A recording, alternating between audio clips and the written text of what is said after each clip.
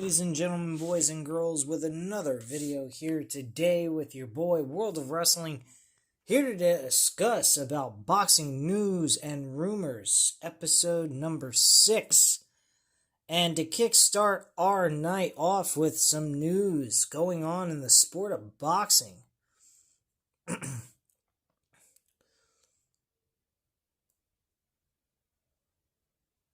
Is actually Sebastian Fundora after defeating Charles Booker in a one-sided ass whipping this past Saturday. There's also talks going on that Sebastian Fundora might be still interested in fighting Earl Spence Jr. in a one-on-one match. There was talks about it before this event actually took place last Saturday, that these guys were going to face each other, but unfortunately things didn't work out, and things were not able to get things finalized for them to have this fight between the two of them. So they just didn't have the fight take place, and he moved on to a new challenger for his WBC championship. My opinion, I think that would be a great fight. Earl Spence Jr. would have a hard challenge ahead of him, especially being out of action for like the last 2 years from the ass beating that Terrence Crawford gave him. But to be quite frank with you, Sebastian Fundora facing Earl Spence Jr. I don't know where I get anyway, whatever. But yeah, Sebastian Fundora versus Earl Spence Jr. going one-on-one would be a great fight. I think they both would test each other out and see where things go. Earl Spence would know where he stands at this point in his career, and it would be a challenging fight for Earl Spence Jr. So, yeah, I think that would be a great fight between those two. Possibility of that happening, I'm not quite sure. Me personally, I'll be straight up honest with you guys. I think Earl Spence Jr. should just retire at this point. He had one of the biggest fights of his career with Terrence Crawford. Unfortunately, he did lose, and not in a very good way. But he's earned a lot of money, and he's one of the top boxers in the sport.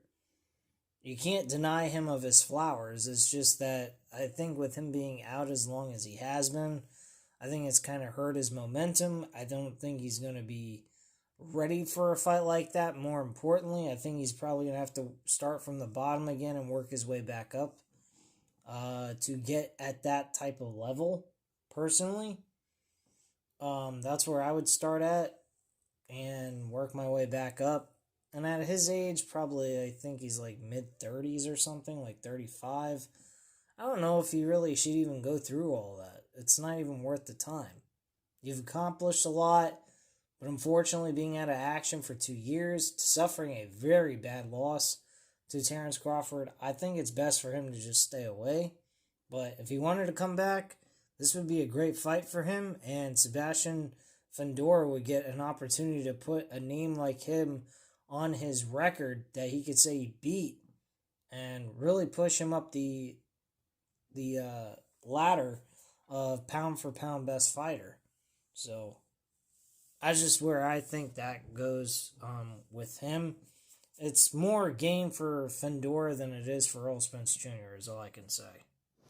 That I'm going to discuss with you guys today is actually Bivol will not be fighting Benavidez in the Governor Body Samson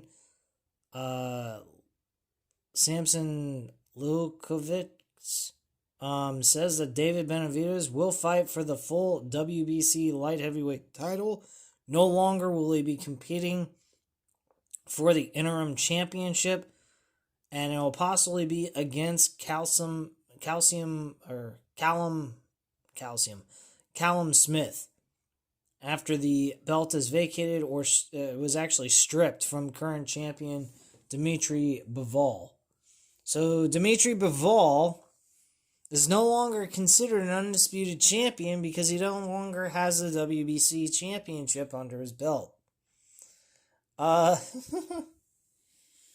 so he can't be called undisputed champion anymore, which kind of devalues the trilogy that author Benavidez had in store with each other. But David Benavidez does. So, I mean, well, David Benavidez doesn't have the same value that Bivol has, but still, he has a major important title that makes him the undisputed champion. So, Lukovitz stated he wants Bivol to bring the WBC title back and turn it in on Monday because he's not going to defend it against Benavidez. It won't be at stake when Bivol faces Arthur Benavidez in their trilogy match. The WBC has already ordered Bivol to begin negotiating with WBC mandatory Benavidez, who's 30-0 with 24 knockouts, and they have until April 8th to put a deal together before a purse bid. However, Lukovitz doesn't see that happening because of the Bivol-Benavidez trilogy match that is in the planning stages. There's no chance that Bivol will take the risk of fighting the Mexican monster Benavidez first because he'd likely lose and would be beltless for the trilogy match against Benavidez. The fight would still hold interest for fans, but a lot less due to the Bivol coming off of a loss to Benavidez and holding no titles. I disagree with that, 100%. I don't know why he wouldn't just defend the WBC title, since that is the mandatory title that needs to be defended for him, since the light heavyweight title is an interim championship, and that title is not being unified under that weight class yet, and Benavidez is still carrying around the interim championship. So he kind of needs to defend that belt. I don't see why why they couldn't just do that one championship, defend the WBC title alone, and then win or lose, they could still move on to the Benavidez trilogy fight. But there's still that chance that he could lose. I'm not saying he would definitely win. I give Benavidez a chance. I'd make him a slight underdog and Bivol as a favorite.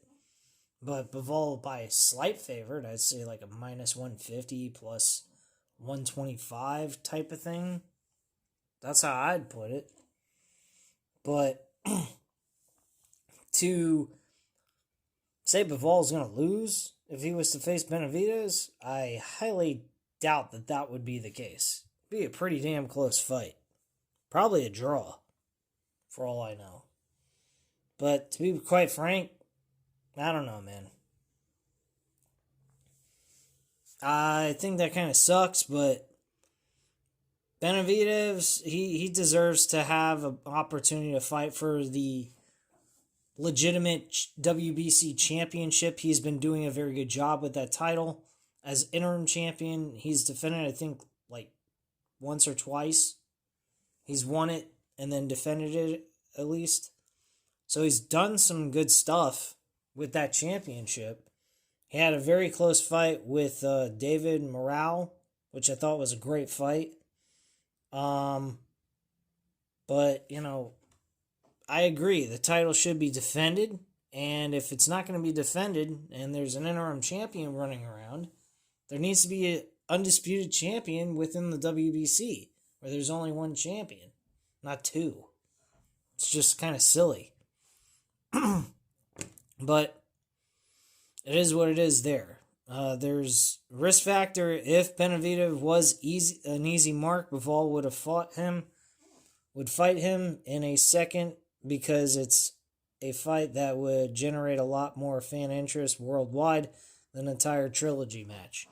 But Dmitry and his management know that Benavidez is all wrong for them and quickly solves his hit and run style.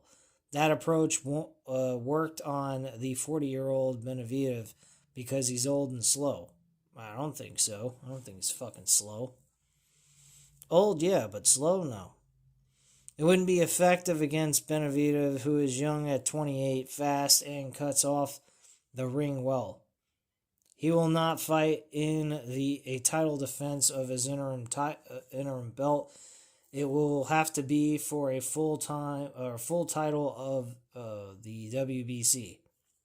If Bivol doesn't take the fight, I recommend that he give up or vacate the title before April 8th, said promoter Samson Lakovitz to Fight Hub TV about his insisting that WBC light heavyweight champion Dmitry Bivol defend against his mandatory David Benavidez next or vacate the belt.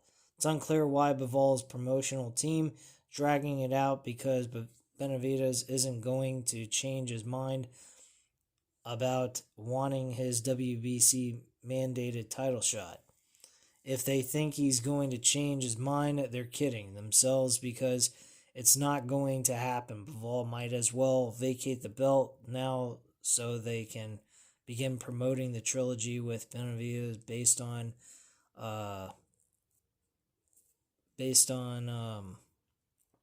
it not being for the undisputed light heavyweight championship.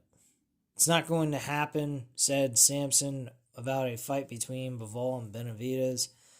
If he doesn't want the fight on Monday, bring the belt back.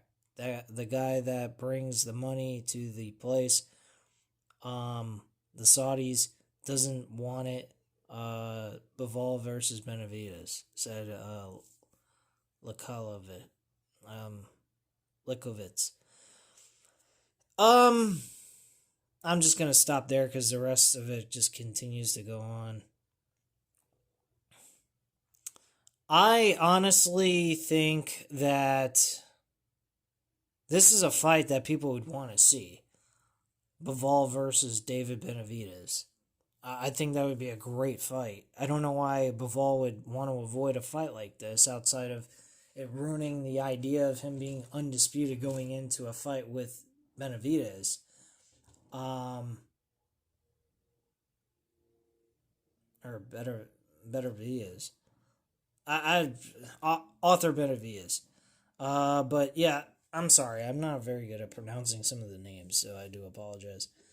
But David Benavidez versus Bivol, I think would be a great fight. I would pay money to watch that fight, and I just don't understand why the hell he wouldn't want to fight like that. These guys, that's the thing about boxing that I don't like. You watch UFC. You compare UFC fighters to boxing fighters, and boxers do not do what UFC fighters do. UFC fighters, they go ahead. I mean, I just reported on UFC News and Rumors that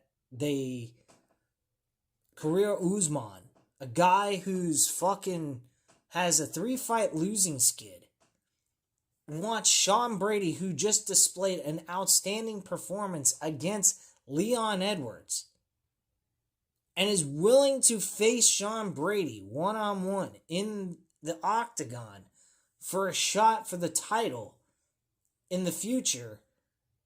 And there's a chance he could lose to this kid because the guy's young. He's hungry. He wants to fucking destroy people. What he did at Leon Edwards was ridiculous. And he wants to face this kid? If this was boxing, nobody would want to face Sean Brady. Sean Brady would be scared.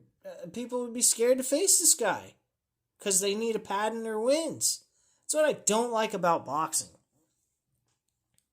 Not to mention, about boxing, guys, boxing is full of drama on the outside. It makes it for a great, entertaining story. Like, I'm into pro wrestling. That's why the name of the channel, of course, is World of Wrestling.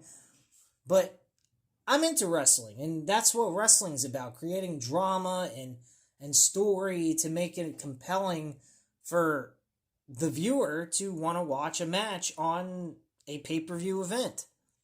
And that's what they do in boxing.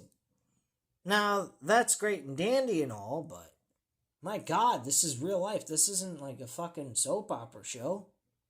Come on. But it's not even that. It's the idea that these guys avoid wanting to fight each other. Then they got to vacate titles, ruin the possibilities of other future matches, and takes away other matches that are already been great and entertaining to watch.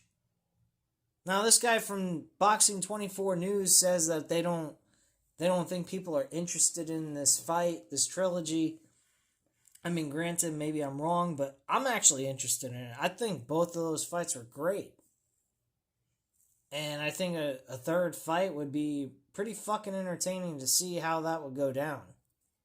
Because these guys are evenly matched. There's no fucking doubt about it. But I hope David Benavidez gets a shot for the title. But yeah, he deserves a WBC title shot. If anything else, not all the titles, just the WBC championship. The guy's been carrying around an interim title. It's about time to see if he can actually win the real belt. I mean, it's great and all that he's carrying around just the interim title. I mean, if you're carrying around a title of any kind, it's great. But if you're not the actual champion, it doesn't mean shit yet. So you beat the champ. So I just think that, kind of sucks in boxing that they do shit like this and why they just don't defend the titles when they're supposed to against legitimate challengers that they should be facing. I mean, just do better at your training. Understand your opponent. Don't duck and dodge them. Like, give me a fucking break, man. It's fucking ridiculous. That's what's killing this fucking sport. Not just to mention the judges fucking everything up, but the fighters too. Fighters are fucking chicken shit to face one another. Unless they're really got a high chance of winning. The story I'd like to talk about is about Quentin Rampage Jackson.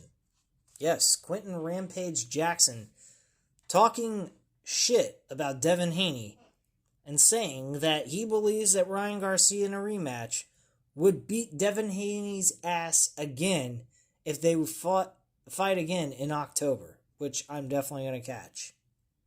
As well as Canelo Alvarez and Terrence Crawford. That's a guarantee. I got to buy that fucking pay-per-view. Without a shadow of a doubt. That's going to be a fucking good-ass pay-per-view. So Jackson sees Haney as a bit of a bitch because he turned around and sued Kingery after getting thrashed last April in a one-sided defeat in the Barclays Center of Brooklyn, New York. Jackson views it as a sign of weakness in Devin's decision to sue instead of taking his loss like a man. He points out that everybody has got to lose sometime, but they're supposed to accept their defeats rather than using the approach that Haney took to cleanse his record, erasing the loss that with the help of the court system. Rampage rants, "Fuck Devin Haney. He acts like a bitch," said Quentin Rampage Jackson to Fight Hub TV. "I can't stand people who act like that. Ryan Garcia will beat his ass again, and Devin Haney will learn not to be a bitch. We all lose. Everybody can be defeated. You win and you lose. You take the shit like a man. Going and suing, take your loss like a man. Quit being a bitch." I love Ryan Garcia. Never bet against that kid. I don't know who the other guy is, though, said Jackson when asked about his prediction on the Ryan Garcia versus Rolando Romero fight on May 2nd. That's going to be a good fight. Unfortunately, I'm not going to have the money nor the time to be able to watch that because that falls on a Friday night. And I got shit I got to do on Friday, so I might have to catch that over the weekend or something whenever I get an opportunity, if I can stream it without having to pay for it, because I'm not going to pay for something I can't watch live. It's kind of dumb. The result is that the fans still view Haney as having lost the fight to Garcia, and he didn't gain anything. Ryan said this week that Devin had to drop the lawsuit to get the rematch with him in October, and even that's not guaranteed. Devin still needs to win his May 2nd fight against Jose Ramirez on the Fatal Fury card at Times Square in New York City. If he loses that, there will be no rematch with Garcia. All that waste is a mini tournament type situation for that card. Both guys must be victorious on May 2nd card to meet in a rematch. Ryan is fighting the slugger Ronaldo Raleigh Romero in the main event, and it's not a sure thing that he wins. Raleigh is a nightmare for anyone to fight coming off a 1-year layoff. It'd be Haney's second defeat, putting his career in a sorry shape. Perhaps Eddie Hearn could come through and deliver a trilogy match against George Cabasas Jr. or Jake Wally. Those are winnable fights for Devin, but obviously a rematch with Ryan would be out the door. I'd have to say this. If Devin Haney cannot beat Jose Ramirez, which I think that's a possibility. Jose Ramirez is a good fighter. I wouldn't even put money against Jose Ramirez, with Devin Haney being the guy to put the money on. I definitely would not do that. Ryan Garcia against Raleigh, maybe. I mean, fucking Gervonta Davis was able to beat him. I don't see why Ryan Garcia can't do the same thing. I mean, yeah, Garcia may have been out of action for a whole year, but there's a lot of great fighters that fight once a year. So, as long as he stayed in training shape, he kept his, kept staying sharp, training and being prepared for a fight coming up once his suspension was over, then I don't see why he can't go ahead and go forth with this fight and still be just as good as he was last year against Devin Haney. I just don't see how it's not possible for him to accomplish. So, in all honesty, Devin Haney's got, Ryan Garcia's got this in the bag. I really do. I think Ryan Garcia is going to knock this guy out. Romero is going to lose to Ryan Garcia. Jose Ramirez versus Devin Haney, I have no fucking idea who would win that fight. That's a toss-up in my book. I wouldn't even put money on that fight. If anything, the fight might go to a judge's scorecard past the 10 rounds, I'd say. If it's 12 rounds, I'd say it would go over 10.5 rounds.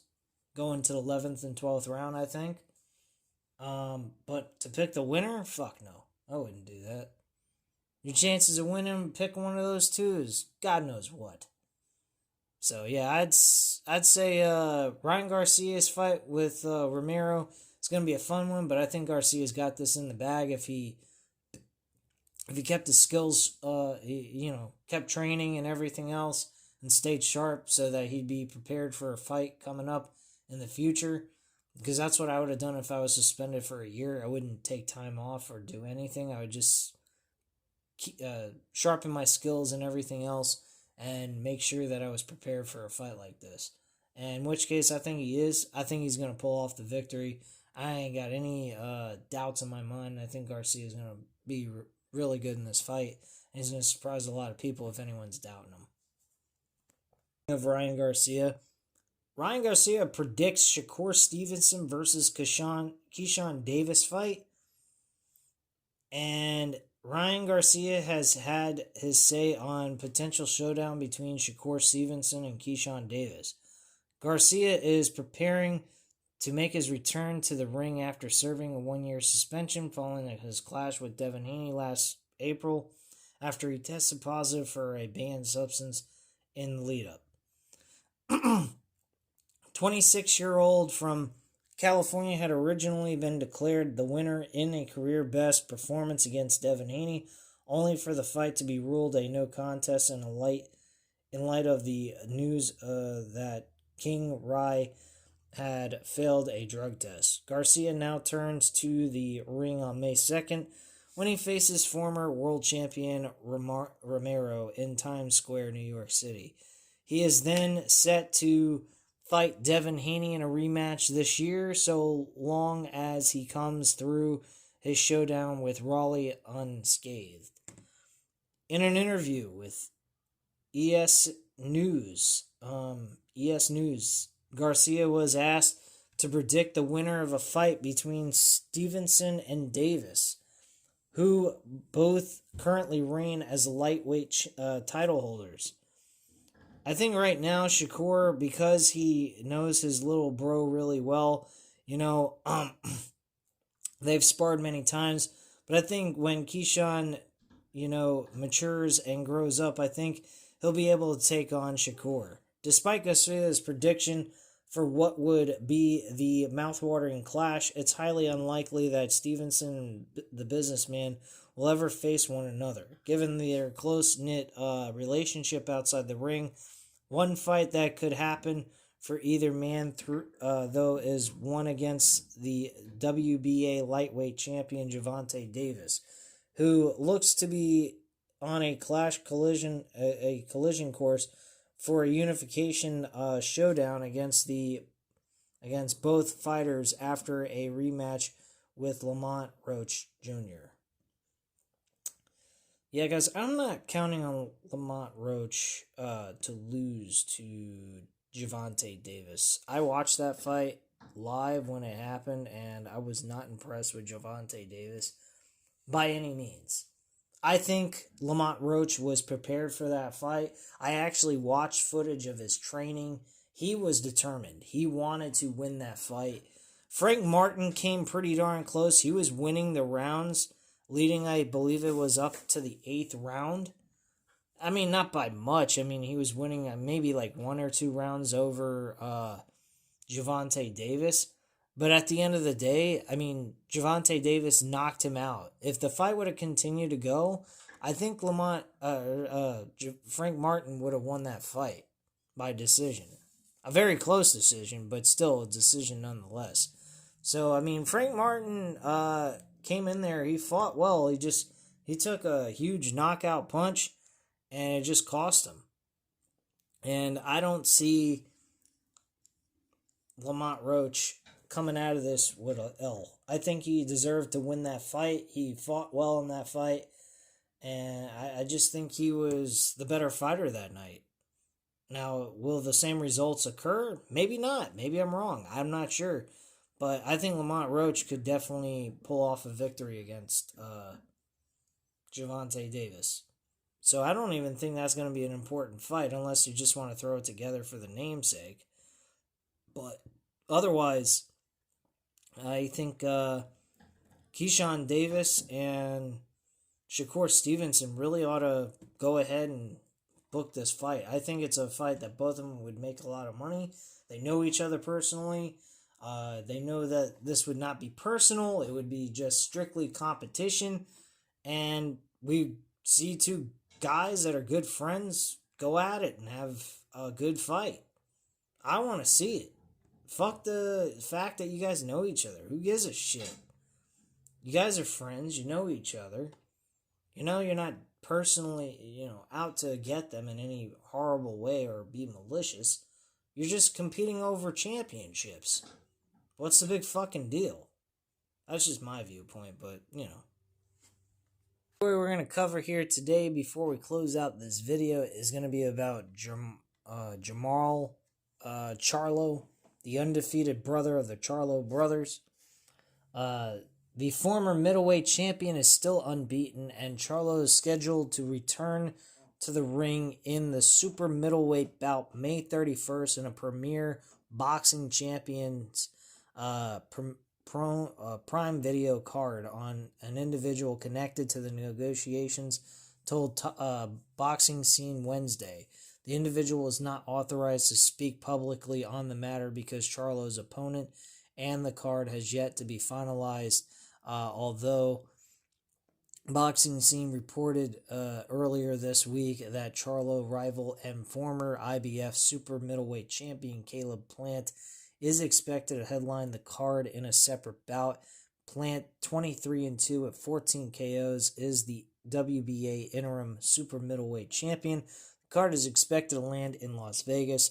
And the 34-year-old Charlo, 33-0 with 22 knockouts, hasn't fought since November 25th of 2023 by unanimous decision, non-title victory over Jose Benavidez Jr. in Las Vegas.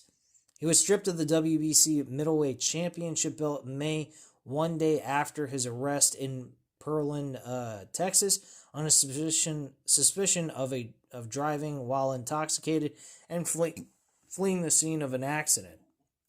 Pretty fucked up.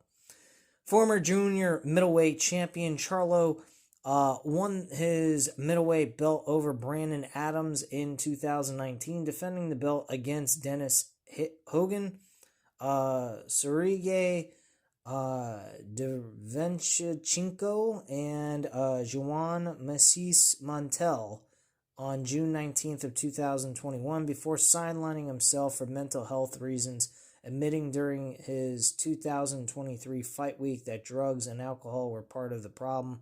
It's unclear who Charlo will fight for now, but placing him on the card with Plant furthers their rivalry that peaked when Plant punched Charlo in the face during the July 23rd Terrence Crawford Errol Spence Jr. fight week in Las Vegas. Holy shit. Didn't know that.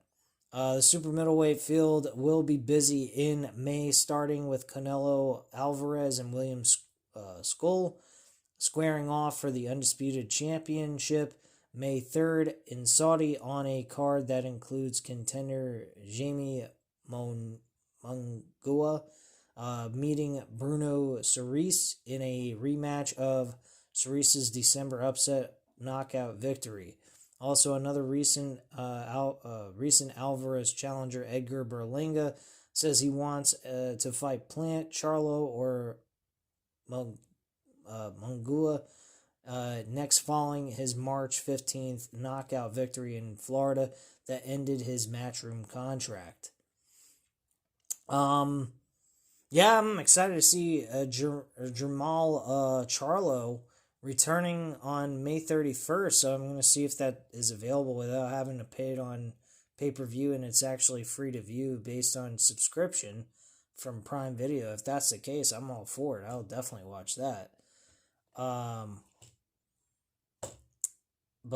Yeah, this should be interesting. Caleb Plant, Charlo on the same card. They have a rivalry based on some outside interactions with each other that didn't end well. That would be interesting how that would all come down to the very end of the show, because honestly, if both of them win, I think they will book that fight. I don't think that's going to even be a moment of hesitation. I think the moment that the fight ends with Caleb Plant and Charlo wins his fight, I think the two of them are going to be squaring off in the middle of the ring after the fight's over. So I could see that taking place in their next fight between the two of them. So it should be interesting how everything unfolds on May 31st for that card. They got some good fights for May 3rd, the month of May, honestly. I think the month of April is pretty decent too. They got some pretty good fights taking place there as well. So it should be an interesting few months that we got in the month of the year 2025, starting within the early part of 2025. This should be pretty good. So I'm looking forward to seeing that. That's pretty much all I got today, though, with the stories and articles to talk about. So if you enjoyed this video, by all means, go ahead and hit the like button if you enjoyed the video. Hit the subscribe button if you're not already subscribed to the channel. And as always, leave a comment down below. I'll definitely get back to you on that. Thank you guys very much for watching, and have a great night, guys. Bye.